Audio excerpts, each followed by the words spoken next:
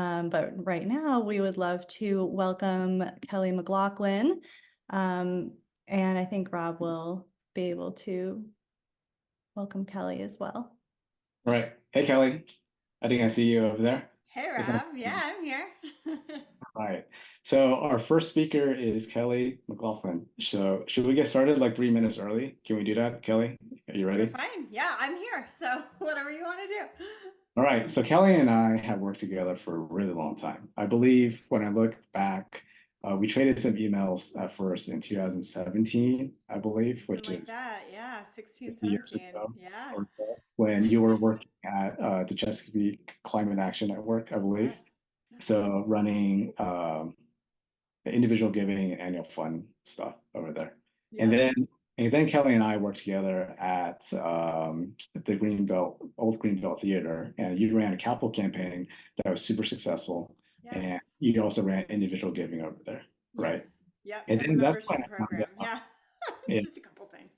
just a couple of things. And that's when I found out that you're also a personal trainer. So, wow, you have a little baby and also are a personal trainer. So I was super impressed. And then a few years ago, you started your own thing called From Scratch Fundraising. Yes. So Kelly and I have worked together for a long time. I've seen how she's developed a lot of the fundraising, not only for her clients and but also some mutual clients that we have over here at Cosvox.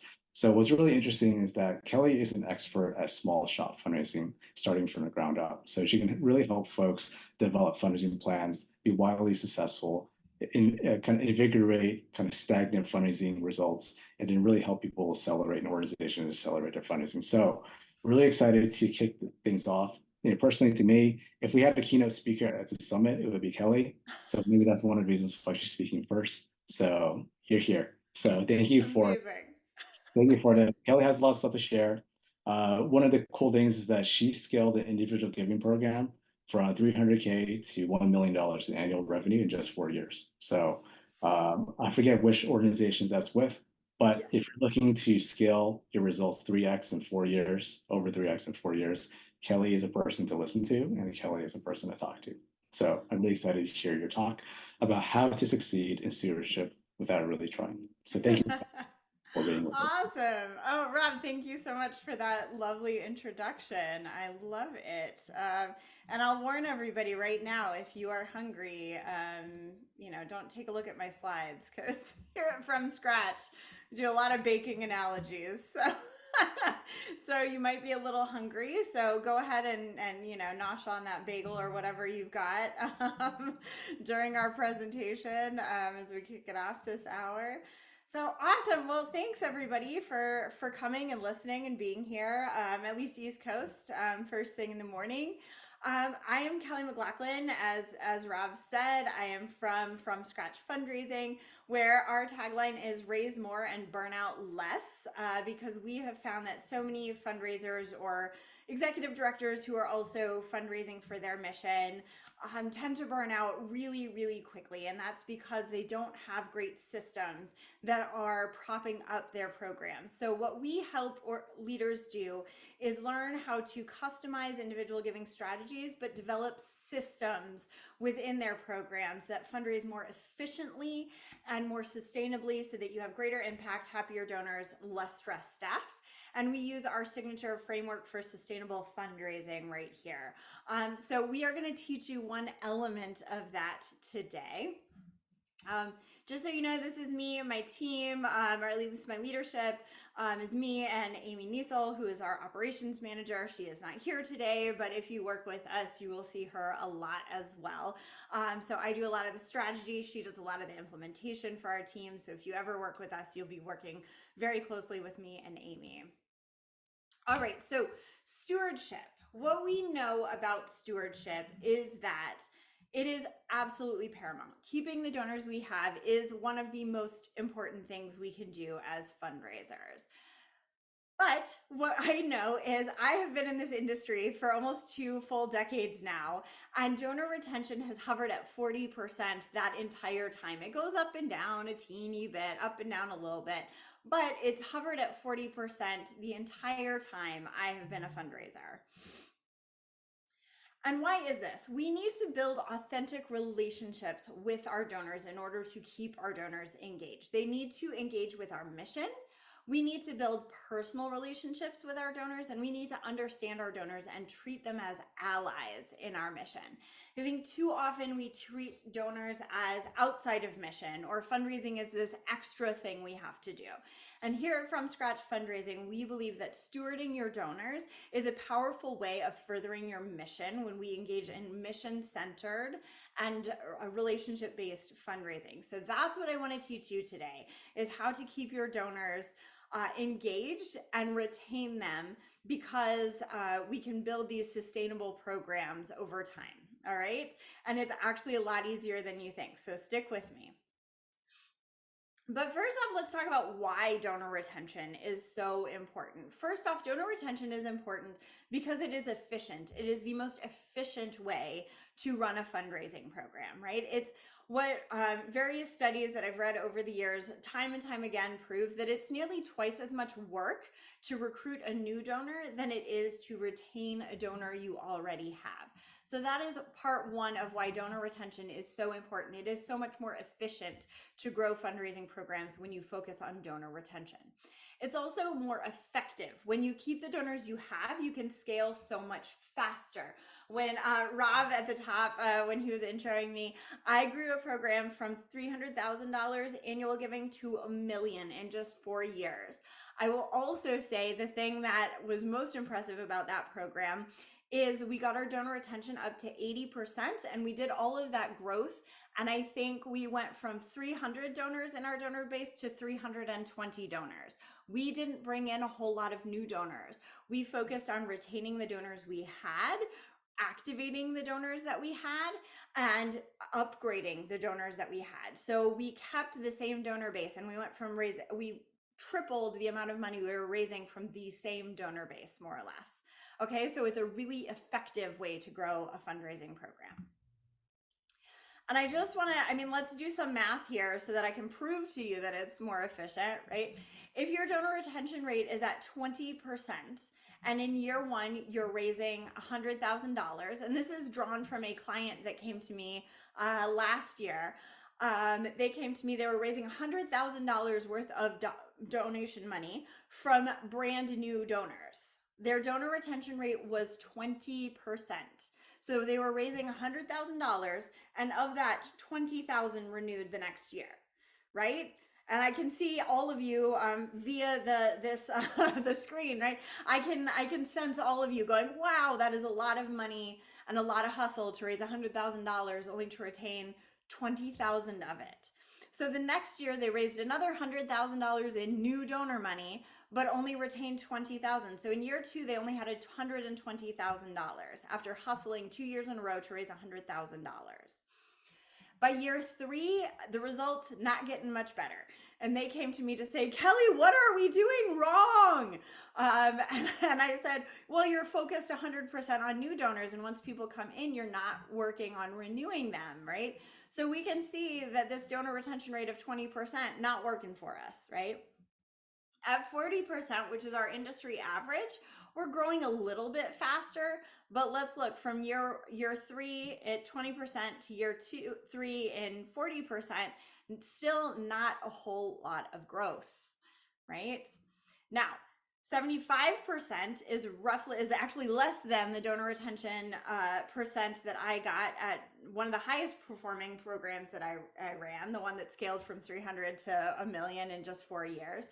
We had a 75 to 80% donor retention rate year to year, right? So year one, if my client had the same retention rate as we did, year one, they would have raised that $100,000 from new donors. But by year two, they've nearly doubled. And by year three, do we see how much more we can grow when we're retaining more and more donors, right? We're bringing in the same 100,000 of new, but the more we can retain, right, the higher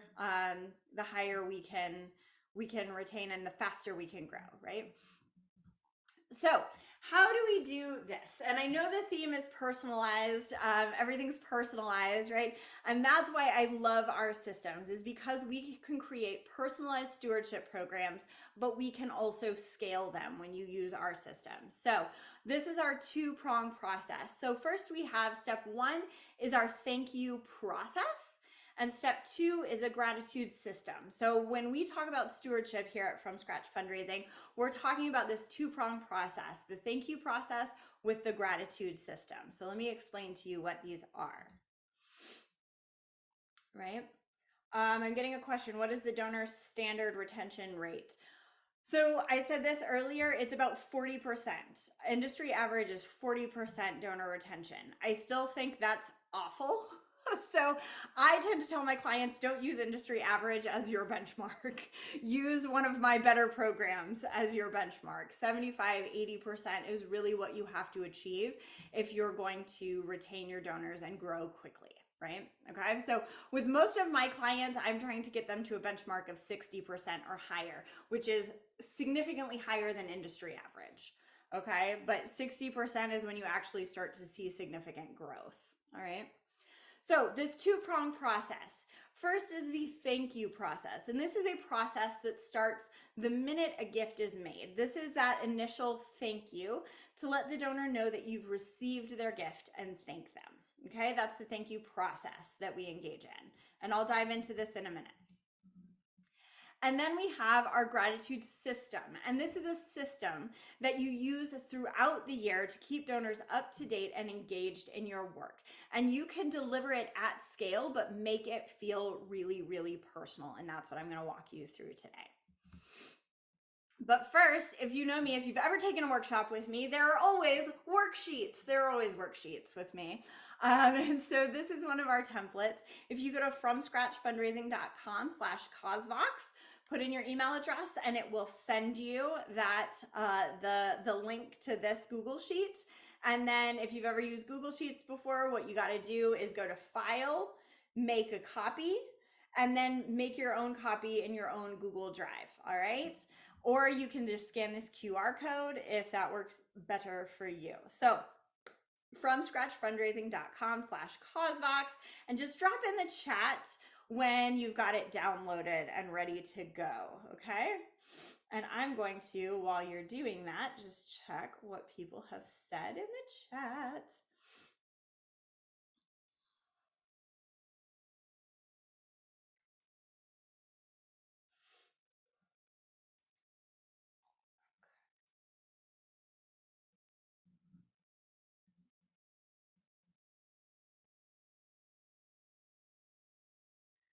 So Christina, you said anybody programs and software to automate donor renewal. There are donor databases that if you get a donor database that that works on membership basis, they can do renewals and stuff like that. But generally, I would say outreach to your donors is the best way to get them to give again. So I think calling or reactivation campaigns is the best way to do it, unless they have explicitly signed up for an automatic renewal type system. So if we have questions, Q&A later, I'll let you bring that up again. All right, everybody got it? Downloaded and ready to go. All right, great, good to go. All right, everybody.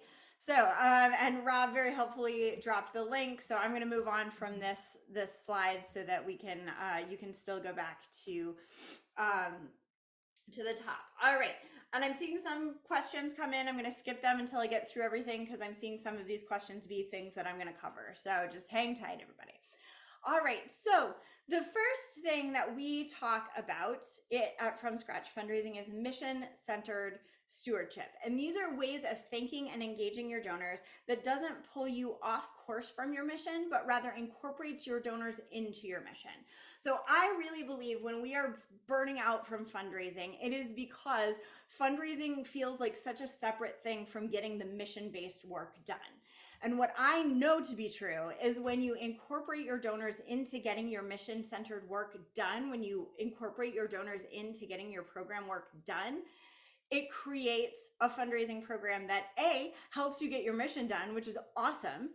B, stewards your donors so much more effectively so they stay because they feel like they're a part of your mission, right? And it makes us burn out less because we're getting more done more efficiently, right? So we are stewarding our donors while making our mission-centered work happen. And so that's what we help our clients do, is figure out how we're going to engage our donors really deeply in mission, okay? And that is because I believe in trust, not tote bags, right? So a lot of people will go out there and we think we've got to give donors something. We've got to sell tickets to a gala. We've got to give away tote bags to get people's gifts. Those are transactions, right? When we give away tote bags, when we host fundraising events, those are tote bags. And that is why, those are trinkets and tokens. And we think that's what donors want, but it's not. What donors really want is engagement. They want to understand why they are needed. They want to feel that they made a good decision in supporting your nonprofit. They want to know that they made a difference. And what better way to show them that they are making a difference for your mission than to engage them in the mission, right? So for us, it's all about trust, not tote bags. So we are trying to figure out ways to get our donors deeply, deeply engaged in our mission so that they can see the impact that they have made and want to give more, right? But from a nonprofit leadership point of view, this is also more efficient for you because you're not treating fundraising as this super separate thing. It's something that is incorporated into what you do day to day and gets mission done. How does that sound to everybody? Does that sound better than whatever you're doing right now, right? Where you're sending these separate things or having to do separate events or whatever. We want to incorporate our donors into our mission. So I've already seen it. I've already seen it in the chat. What is the best way to steward our donors? There is no best way. The best way to steward your donors is going to depend on your mission and what you need your donors to do and how you can engage your donors in your mission, okay? So there is no best practice here. There is just your practice. There is what's gonna work best for your nonprofit, okay? So what I wanna do is walk you through some of the examples and ideas of what I have done with my clients for their thank you process, okay? So if you open up that worksheet that I gave to you, hold on just a second, I'm gonna stop my share and punt it over to this worksheet. Oops, I gave you the link to the wrong worksheet. Sorry, everybody. I've been out of the office. Hold on just a second. Let me give you the right worksheet. Silly me. All right, hold on.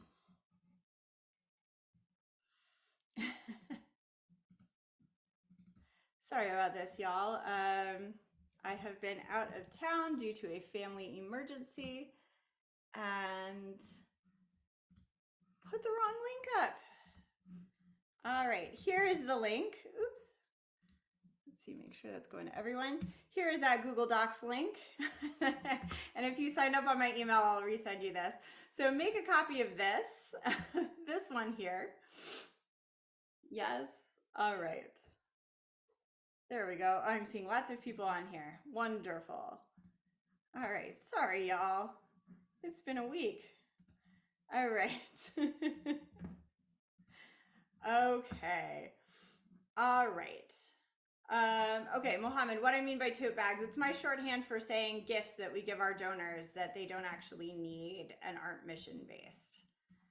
Yeah, tote bags, just canvas bags with our logo on it or something. All right, so this is the actual worksheet you need. And so what you will see is I've got a little description of how to use it, but here is where you can start to ideate, okay? So this is what I'm gonna walk you through with some examples, but just so you understand how to use this worksheet. What we have is I've got giving level. If you want to differentiate between giving levels, okay? You can do this and treat all your donors exactly the same, if that works for you. You can also, I like to differentiate just because by by virtue of the fact that people give at different levels, we end up having fewer donors generally giving small, like the bigger gifts. We have a small number of donors giving big gifts and lots of donors giving little gifts. That's how most fundraising programs work, is we've got kind of a pyramid, right? We've got a couple big donors at the top and lots of smaller donors at the bottom. So sometimes we can offer more personalized experiences to those top level donors. Am I doing that because we need to steward those top level donors, especially good to keep them engaged in their mission?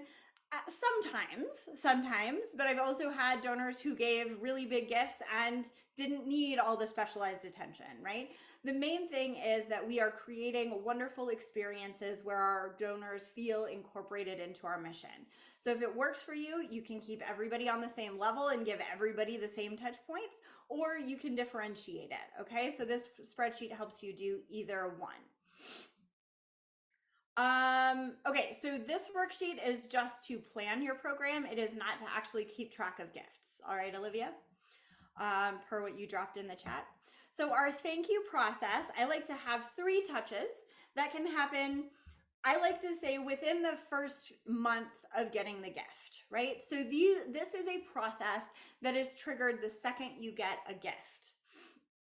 All right.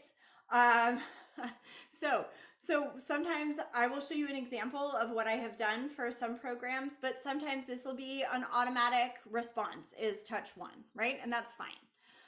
Sometimes then a personalized email is touch 2 and a phone call is touch 3 for my donors, okay? So this is a thank you process that triggers immediately when the gift is made. So I get the gift and I want to have all of these touches happen relative to when a gift is made, all right? And then I have a gratitude process. This is what's happening throughout the year.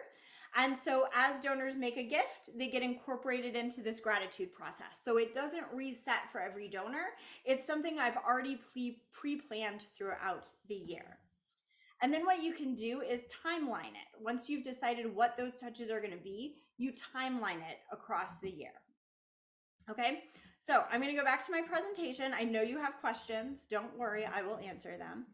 All right, but we're going to go back and I'm going to give you a few examples.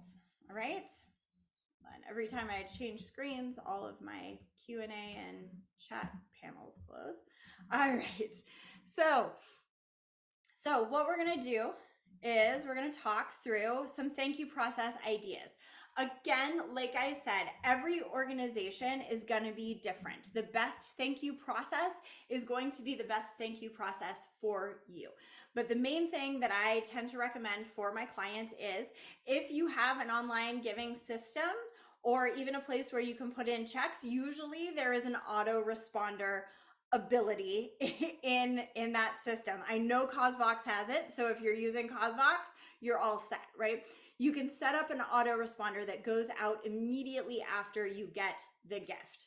It's really, really simple and effective. The thing about the autoresponder though is sometimes, and I know CauseVox does this, they have something pre-populated for you so that if you forget to set it up, your donor's still gonna get something nice and lovely. However, what they've put in is very generic, right? Because they serve lots and lots of nonprofits. They haven't put in something specialized for you and your mission, right?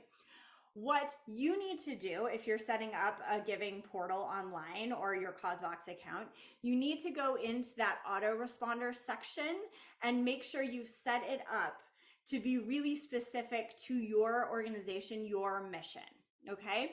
You need to make it powerful. It is not a throwaway. Too many organizations use that autoresponder as a throwaway. Dear so-and-so, this acknowledges your gift of X amount made on this date. Blah, blah, thanks very much, bye. Right? No wonder donors don't keep giving. That's what they get from us when they give, right? They're all excited. They're ready to make a gift. They're ready to make a difference in the world and they get a receipt. That's the same thing they get from Target when they buy toiletries, right? That's not what they want. They want a thank you that is going to let them know this is the first step in their engagement with you. So make it count, make it specific. I know you can set up different campaigns. So every client that I work with, their year-end campaign, their spring campaigns, their whatever, we set up specialized thank yous to go out for each campaign we run, for each program that donors can give to. We have autoresponders customized to those things that donors can choose to give to. Okay, so make sure the autoresponder goes out and is specific. You're already using really powerful language there. The second thing that I like to say is, and I'm pretty sure Rob or Jenna can correct me if I'm wrong, but I'm pretty sure CauseVox has this ability. You can BCC somebody on the autoresponder. So when the autoresponder goes out to the donor, it also goes to somebody who is BCC'd. As the person who's been in charge of fundraising at my organizations, I always BCC myself on the autoresponder, because here's a fun trick. When the donor gives and the autoresponder goes out, if you are blind copied, BCC'd on that email, you can reply to the email and it directs the email to the donor. And so then what I do is I have a template set up in my Gmail. And that template just says, "Dear insert donor name, thank you so much for your gift. I just saw it come through. May I ask what inspired your gift to us today?" All right, write that down. Yes, and Jenna just confirmed you can receive email copies of the donation receipts. Yes. So you BCC yourself, and then you set up a template that says, "Dear donor name," and make sure you fill in the donor name, right? "I just saw your gift come through. Thank you so much. May I ask what inspired your gift today?" And then, whereas the autoresponder that CauseVox or your system is going to send probably goes into promotions or updates or something like that where they may not see it, when you do this, it punts it into their primary inbox because it's a personal email. And so they see it, they see the donation response, the autoresponder, so they have their tax receipt, yay. All right. And you've asked them a question. We're starting to build that relationship. All right. Yeah. All right. So that's the first thing I do with a thank you process. That's what I do for every client that I work with. So there you go. Free information. If you were to work with me, that's the first thing I'd set up for you. All right. But other things you can do as part of your thank you process. If you have a team of volunteers or board members who enjoy calling and thanking your donors, I love calling and thanking my donors. And I'm not just saying the big donors. I call every single donor that donates to my organization, whether they give $3 or $3 million. I give them a call. Yeah, because I think it's really, really important, right? If somebody gave to you, it's because they believe in you and they've probably given what they can give. So even if it's $3, I call to say thank you because that meant something to someone. Okay, so I say thank you. But other things I have done with clients along the years. I have a client that works with children in an arts program. So they actually send mailed thank you notes, but they are not formal thank you notes. They put a Post-it that says thank you on a piece of art that one of the children has made in their program, right? Any of the left behind art pieces that don't get picked up, those become donor thank you notes, right? I had a client that worked in hip hop based arts education, and their development manager, who I trained into the role, was a former participant in their program. So he was an excellent rapper. He had a rap of the month that he sent to every donor who gave, just a personalized video. He would write a little rap for them and send it to them, which I thought was great. They were so clever and wonderful. What a great way to engage donors in their mission, right? I used to run a program where we had a paid internship program, and we had specific donors who supported our internship program and our ability to pay our interns so that we had a more equitable program. And what we would do is we'd have program interns at the end of the semester just write a little letter about what they learned that we could share with the donors so that the donors would understand the impact that they had on these young people and would want to keep giving to help more young people learn these same things, right? I would also sometimes take interns to lunch with our donors because our donors, we were working in an advocacy organization in DC. A lot of our donors were high level movers and shakers in the political sphere, right? And I would take my interns out to lunch with them to get them connected with our donors. And those opened so many doors for our interns and helped our interns land better jobs when they graduated.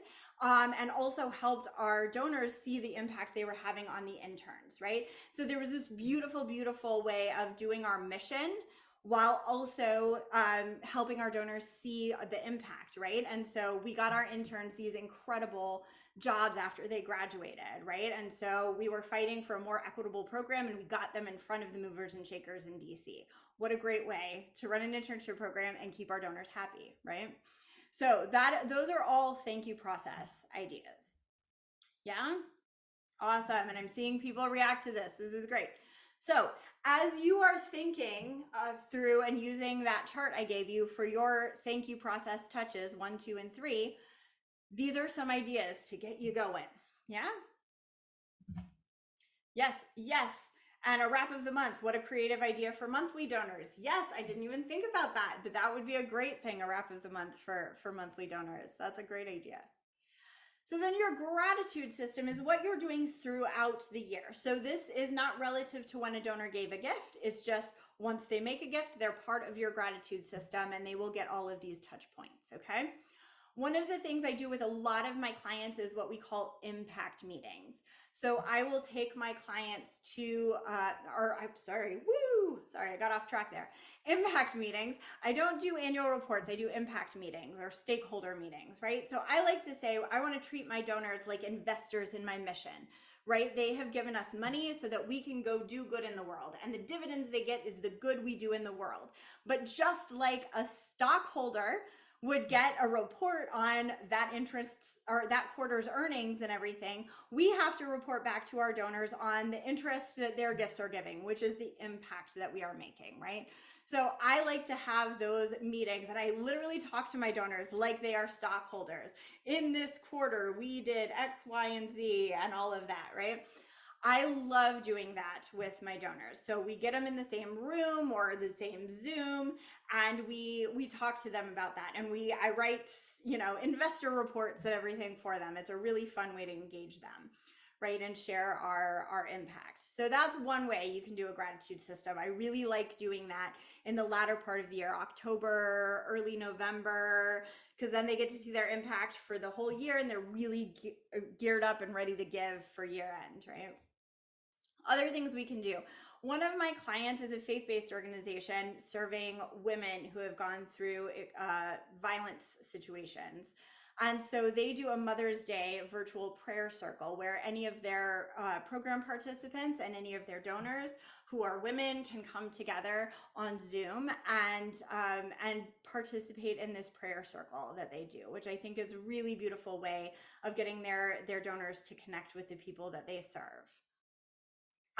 When I was working for the art house cinema that Rob was talking about, the Old Greenbelt Theater, we would invite our donors to program a film in a fan favorite series. So we would actually put together films and get the rights to show certain films that our donors loved. So we would have a fan favorites that was all of our donors' favorite films that we would show throughout the year. So that was a fun way to engage them in their mission.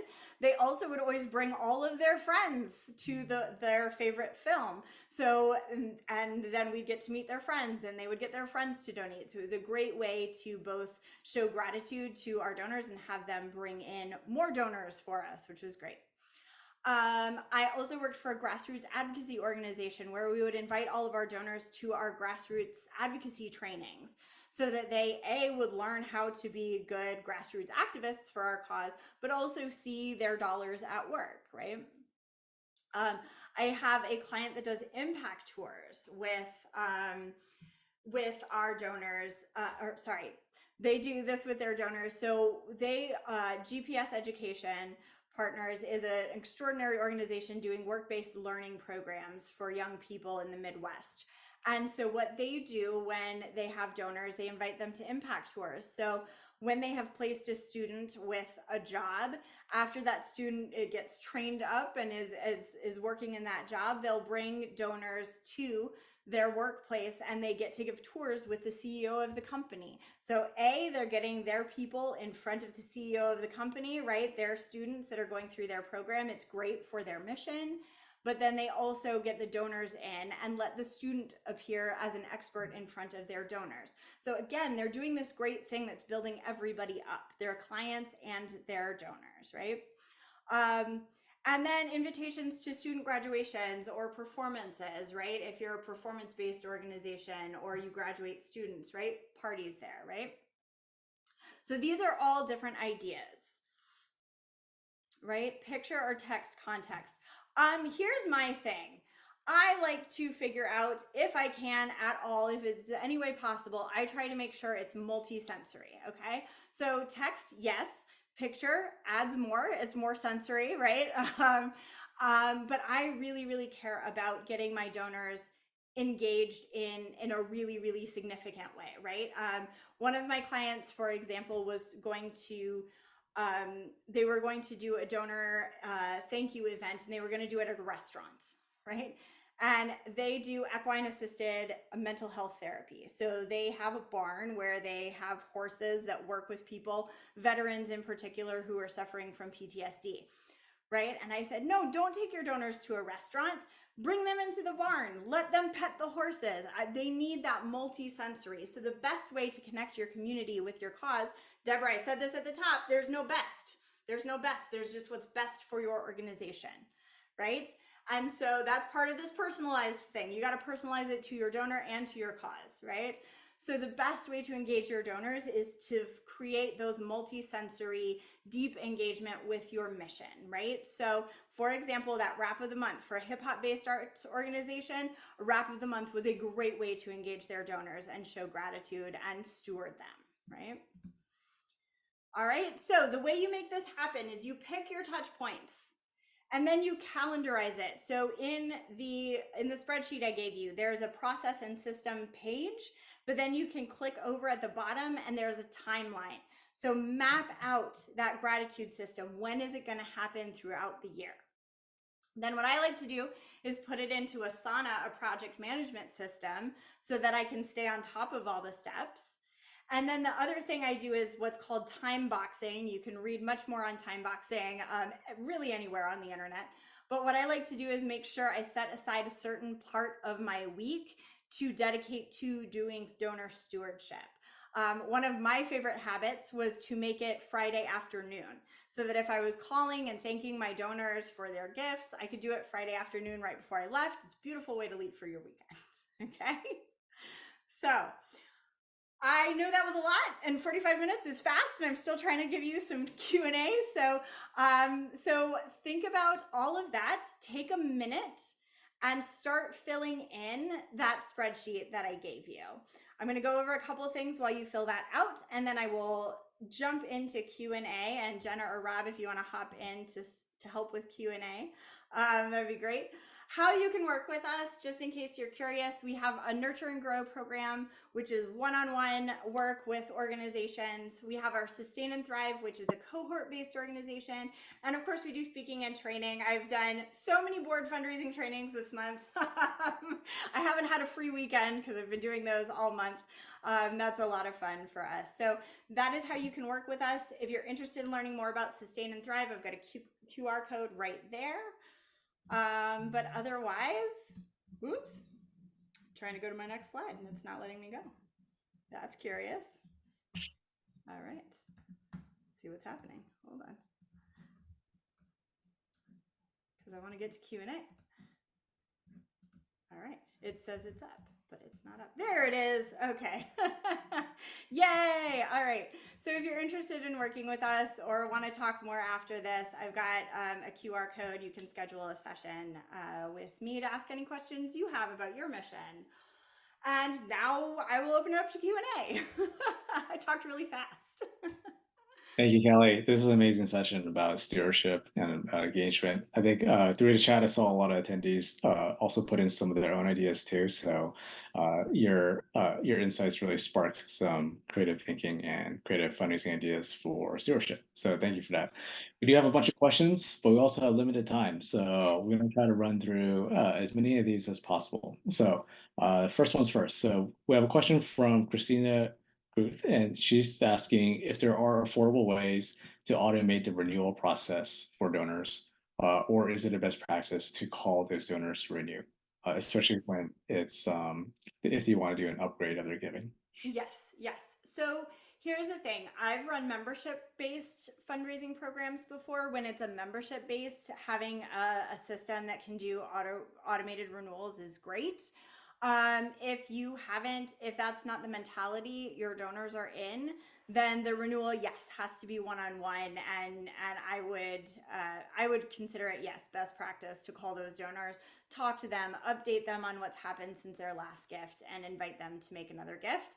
And certainly if you're upgrading, you absolutely have to reach out to them, because you can't just upgrade their gift in an automated renewal system, because they won't like that when there's more money gone. So yes, so I tend to, even when I had a membership-based individual giving program that I was running, we would still send reminders beforehand to the donors or call them beforehand to see if they wanted to upgrade or anything like that before it auto renewed. And if they said, I just want to auto renew, then we just let it go through.